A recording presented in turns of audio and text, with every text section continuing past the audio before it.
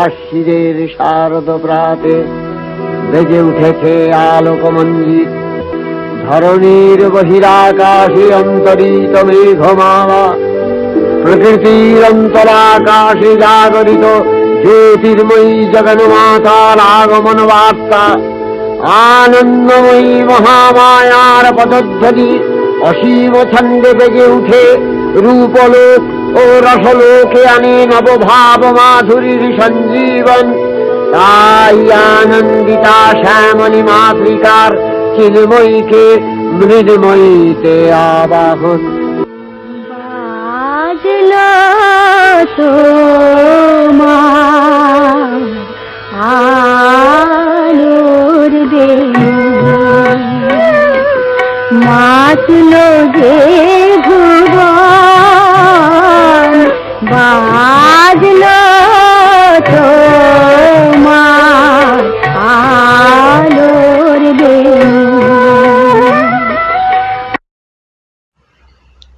দুর্গতি নাশিনী মা দুর্গা।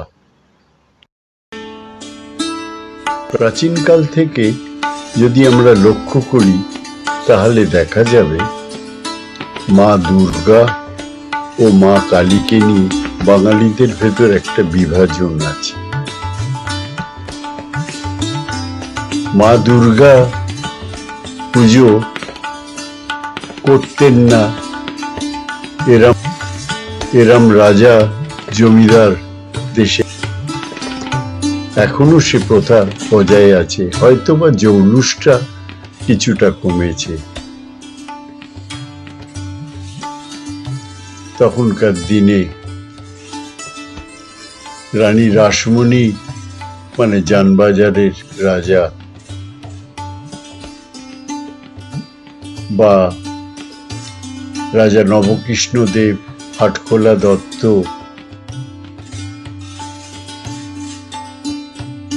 কাশিমবাজার নন্দী, আরো কত নাম বলবো, বলে শেষ করা যাবে না। তারা সকলেই দুর্গা পুজো করতেন খুব ধুমধাম করে। তেমনি মা কালীর কথা বললেই প্রথম যা মনে পড়ে সে হচ্ছে মা ভবতারিণীর কথা। রানী রাসমণির করা দক্ষিণেশ্বর কালীবাড়ি মা ভবতারিণীর, তারপরে কলকাতায় কালীঘাটে মা কালী, তারপরে তারাপীঠের মা তারা, উত্তর কলকাতায় ফিরিঙ্গি কালীবাড়ি। এখানে যেমন মা কালীর কথা বললেই প্রথমেই যার কথা মনে পড়ে তিনি হচ্ছেন রামকৃষ্ণ পরমহংস, তারপরে বামা ক্যাপা,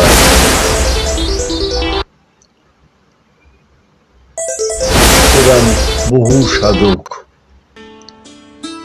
তাদের কথা মনে পড়ে। সঙ্গে সঙ্গে আবার ডাকাতদের কথাও মনে পড়ে যায়, যেমন রঘু ডাকাতের মতন বহু ডাকাতের কথা আমরা শুনতে পাই। ডাকাতি করতে যাওয়ার আগে মা কালীর পুজো করে নরবলি দিয়ে তারা যেত। এরকম কত সব গল্প আছে। যেমন বাঙালিদের ভেতরে দুর্গাপুজো একটা বিরাট উৎসব হয়ে দাঁড়িয়েছে। আজও সামর্থ্য অনুযায়ী নবকৃষ্ণ দেবেরা, জানবাজারের রানী রাসমণি মতন বহু জমিদার বাড়ি এই পুজো করে থাকে। তখনকার দিনের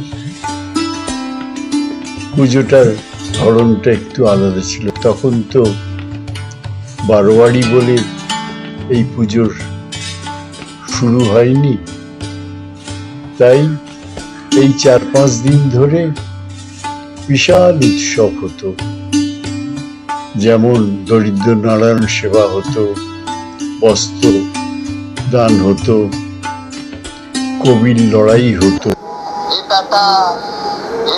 পুজোর বাড়ি পুজোর লোভে নাচতে এসেছি, পুজোর বাড়ি পুজোর লোভে নাচতে এসেছি, পুজোর বাড়ি পুজোর লোভে নাচতে এসেছি। পেটের ইংলিশ কাটা বেগু কাটা, পেটের ইংলিশ কাটা বেগু কাটা। বেটা ছিল ভালো সাহেব ছিল হলো বাঙালি, বেটা ছিল ভালো সাহেব ছিল আতশবাজি হতো,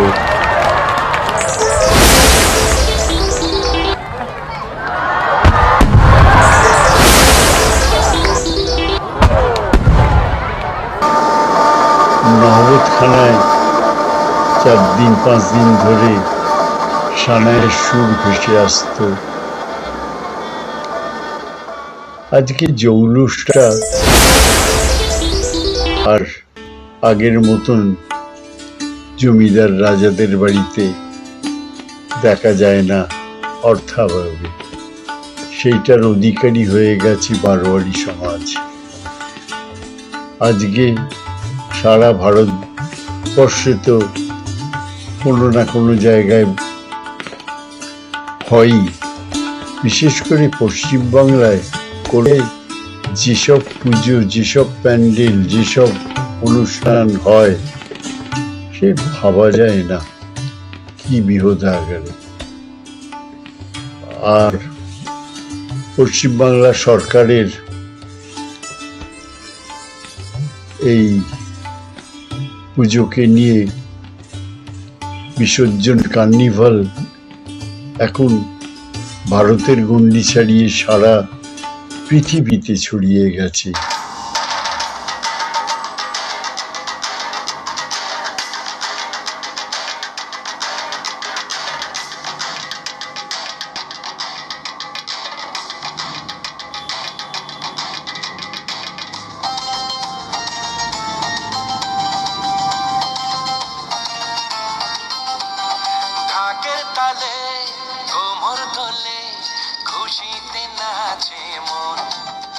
যার কল্যাণে ইউনেস্কোর মতন দেশ থেকেও, প্রতিষ্ঠান থেকেও সব সভ্যরা আসে এবং প্রচুর বিদেশি এই সময় কলকাতায় এসে ভিড় জমায় দুর্গা উৎসব দেখবে বলে, কার্নিভাল দেখবে বলে।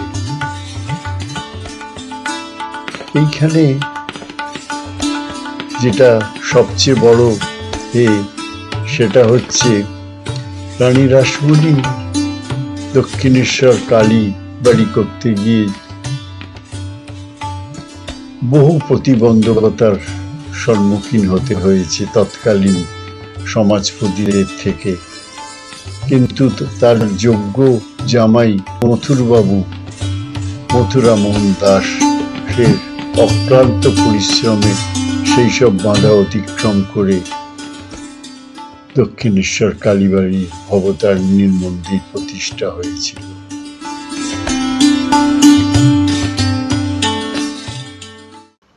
কালী পুজো উৎসব যেটা, সেইটা হচ্ছে আলোর উৎসব।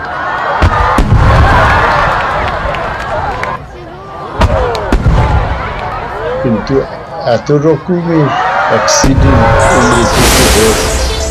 হয় বা হয়েছে, যার জন্যে সরকার এখন অনেক ওটা রেস্ট্রিকশন করে দিয়েছে।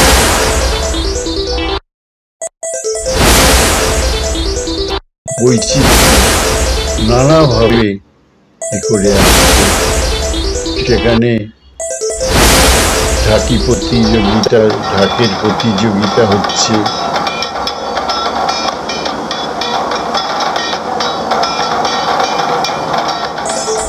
কোনো জায়গায় শঙ্খ প্রতিযোগিতা হচ্ছে, কোনো জায়গায় আনন্দ মেলা হচ্ছে, আর তাছাড়া তো জলসা, যেটাকে ফাংশন বলে, সেসব তো আছেই। তাই দুটো মায়ের পুজোর উৎসবের ধারাটা দুরকম ভাবে। এই জন্যে কোনো মাকে ছোট করা যাবে না। ভক্তের তারতম্য আছে, কিন্তু মা তো মাই, তার নানা রূপ, সেই রূপেতেই আস্তে আস্তে মা দুর্গা, কালী, মনসা, শীতলা, কত রূপে মায়ের দেখা দিয়েছেন। তাই ধর্ম যার যার উৎসব সবার। জয় মা দুর্গতি নাশিনী মা দুর্গা।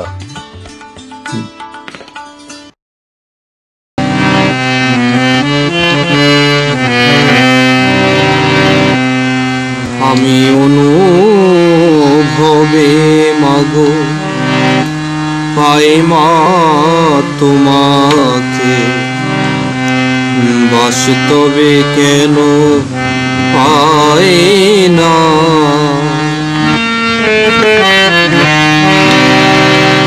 আমি অনুভবে মাগো পাই মা তোমাকে, বাস্তবে কেন পাই না। সাধক না হলে দেবে না মা দেখা, সাধারণ বলে পাবো না। আমি অনুভবে মাগো পাই মা তোমাকে, বাস্তবে কেন পাই না।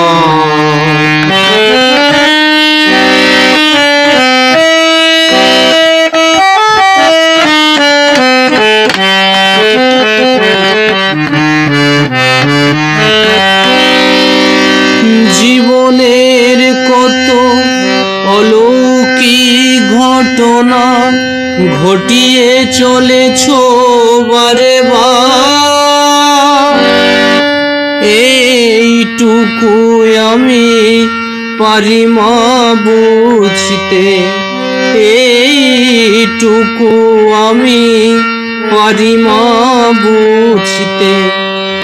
এ সাধ্য জেনে আমার আর কিছু আমি চাই না জীবনে, তুমি সঙ্গে থেকো বাকিটা। না চাইতে তুমি এত দিয়েছো যে, বাকি যে নেই কোনোটা। আমি অনুভবে মাগো পাই মা তোমাকে, বাস্তবে কেন পাই না। আমি অনুভবে মাগো পাই মা তোমাকে, বাস্তবে কেন পাই না। আমি অনুভবে মাগো পাই মা তোমাকে, বাস্তবে কেন পাই